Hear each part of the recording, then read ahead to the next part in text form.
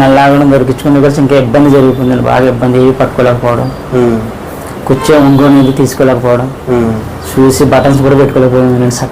Shirt button కూడా చూసి పెట్టుకోలేకపోయాను. అంటే మెడ కిందకు వంచలేకపోతే మంట వచ్చేసి లాగేసేదండి.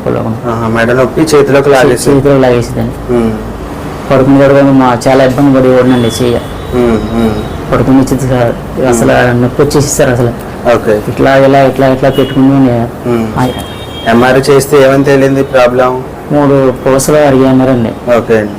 అరిగిన దాని వల్ల మీకు ఇబ్బంది ఉందని చెప్పారండి. ఓకే. ఎన్ని రోజులు చెప్పాం మరి ఇక్కడ మీకు? 15 రోజులు ట్రీట్మెంట్ చెప్పారండి. 15 రోజులు ట్రీట్మెంట్ చెప్పాం. ఇప్పుడు అయిపోయిందా ట్రీట్మెంట్ మీకు? ట్రీట్మెంట్ అయిపోయిందండి. ఇప్పుడు చెప్పండి ఎలా ఉంది, ముందుకి మీకు డిఫరెన్స్ ఎలా ఉంది? చాలా వరకు ఫ్రీ అయిందండి. నెక్ అది కిందకు వంచగలుగుతున్నానండి. ఇప్పుడు బెండ్ ఏదన్నా తీయగలుగుతున్నానండి. చెయ్యి లాగడం అది ఎలా? చెయ్యి లాగడం గట్రా తగ్గించాను. ఎలా ఉందండి మీకు? ఇప్పుడు మెడిసిన్స్ ఏమైనా వాడుతున్నారా? మెడిసిన్ ఏమీ లేదు సార్. ఏం చేశారు ఇక్కడ? మీకు ఏమైనా మెడిసిన్స్ ఇచ్చాము మేము? మెడిసిన్ ఏమీ అవ్వలేదండి. చెప్పినట్టు చేశారండి.